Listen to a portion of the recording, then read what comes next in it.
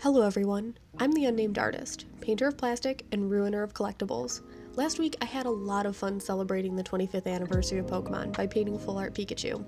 But I mentioned doing a card from a different game, Magic the Gathering, for this week, specifically a Lotus card. Well, I pieced through my collection and it turns out I didn't really have very many of the Lotus cards for myself. But luckily one of my friends had the recently printed Jeweled Lotus card just sitting in his EDH deck doing nothing. So I borrowed it. I'm sure he won't mind. No one's ever been concerned when one of their, mana-based pieces just goes missing. Anyway, let's get to work. Let me just start by saying that visually, the Jeweled Lotus has some of the most eye-catching artwork. The rainbow of colors and beautifully done lighting on the subject itself really makes it stand out from the darker, neutral-colored background.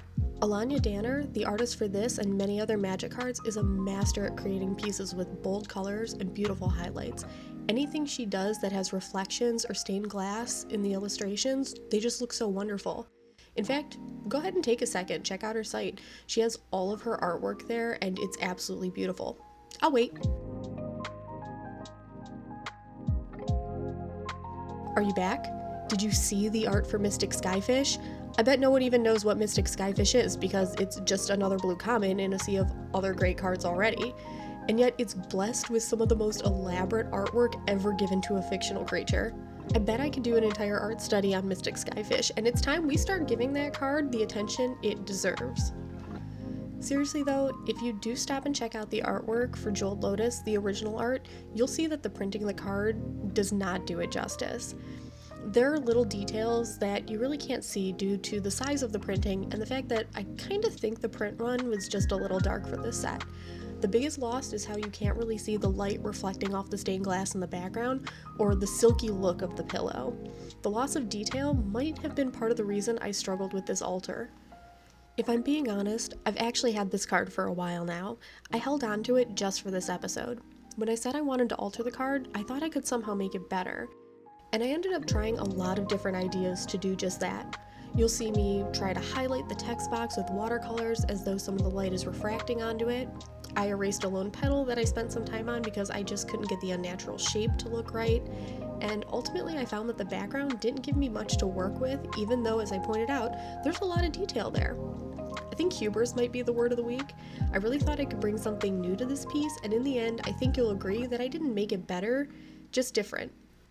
I find that feeling that I have kind of interesting though, because that's sort of how I feel about this card overall. The Jeweled Lotus is the latest artifact card for MTG that bears the word Lotus somewhere in its name. Even people who aren't familiar with the game might recognize the first of its line, the Black Lotus. It costs 0 to play, tap it, sacrifice it, add 3 mana of any color to your mana pool. For those of you who don't play the game, mana is the resource that lets players play basically all the other cards in their deck. Typically, you build up your mana pool slowly by playing a single land card per turn. So, a card that has an effect that increases the amount of mana you can have can be key to letting you play more powerful cards earlier than your opponent. Under the right conditions, you can play a combination of cards that will allow you to win on your first turn without your opponent being able to play a single card, let alone respond to the combo. The Black Lotus is easily one of the best available cards for pulling off these early game combos. That combined with the very limited printing makes it one of the most valuable pieces of cardboard ever married to ink. Just this year, a Black Lotus sold for over $500,000 on eBay. Don't worry though if you're looking to play with one. That $5,000 price tag came with a PSA grading of 10 that it got. If you want to play with one today, you can get it for the low price of just $14,000. Fun fact, my husband and I just bought a new car this past week, and if we had a Black Lotus sitting in our collection anywhere, we wouldn't have had to finance that purchase. Now, Black Lotus cards are no longer printed for the game, probably for obvious reasons. It's actually considered so powerful that the only format you can even play it in, Vintage, restricts you to only putting one in your deck. But there have been many attempts to print cards with similar effects, like the Gilded Lotus, which you can tap and add 3 mana of any color to your mana pool, and you don't have to sacrifice it, meaning you can do this every turn. However, the card costs 5 mana, meaning it's not likely you'll be able to play it right away. There's also a land card called Lotus Feel. It too taps for 3 mana of any color, but it's required that you sacrifice 2 other land cards as it comes into play, and it comes into play tapped, meaning you can't use its ability right away. This theme of adding 3 mana of any color isn't always present. The Lotus Petal is a 0-cost artifact, much like the Black Lotus. You sacrifice it to add just 1 mana of any color.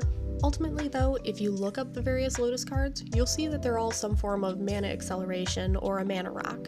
Since they can't be as broken as the original Black Lotus though, they often have drawbacks or limited uses. And that brings us to the card I'm working on today, the Jeweled Lotus. It costs 0, tap it and sacrifice it to add 3 mana of any one color to your mana pool. Sounds like the Black Lotus, but you can only use it to cast your commander.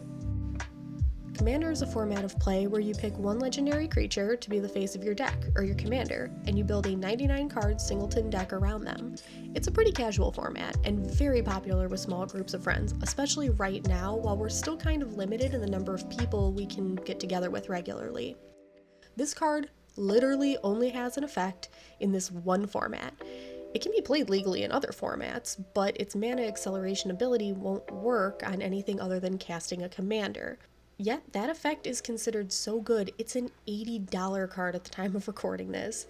And I just realized that if I mess this card up, Jeremy is going to kill me. Anyway, this point brings me back around to what I was saying earlier. The Jeweled Lotus, like many of the other Lotus cards that came before it, is alright. It's pretty good in the one format you can play it in for sure. I don't really think this card is any better or worse than the Lotus cards that came before it. It's just different. As I worked on this altar, I kind of felt the same way the whole time. I think I started in the right place, but there isn't anything that I could do that would add or wouldn't really distract from the main subject. And because the printing was so dark, I lost some of the details that I could have worked with. I don't think the altar is really bad though either, it's just different. If there's one thing that I could say that is good, the card will definitely stand out in my friend's deck. But since I put it on the internet, you guys are my jury now. If you loved what I do, well, you know what to do. But if you hated it, please let me know all the ways I ruined this card in the comments. Actually, I'm very open to suggestions on this one, because there's this annoying little voice in my head that keeps insisting I could do this again, but better. On an unrelated note, I think I forgot what the word of the week was already. Well, at this point, we're pretty much just wrapping up the last of what I planned on doing. I don't really have any other things to talk about as far as this particular card goes, but I do have a little bit of Black Lotus trivia I'll leave you with. For instance, the smuggling of rare Black Lotuses was alluded to in Baldur's Gate 2, so that's pretty cool. Also, the Black Lotus is a card that's featured in the Japanese TCG Duel Masters, which is another card game produced by Wizards of the Coast, so it looks like they're going to kind of keep that theme. Black Lotuses have also appeared in quite a few Magic storylines. I think the most notable one is that House Carthalion had it as one of their most powerful relics, and I also think it's kind of cool. Jared Carthalion had just been printed in Commander Legends alongside what is essentially a new Black Lotus with the Jeweled Lotus. So I don't really know that there's anything there because to my knowledge there isn't like a story for Commander Legends. I just think it's cool that they would bring back this old character alongside a new artifact that kind of relates back to his storyline.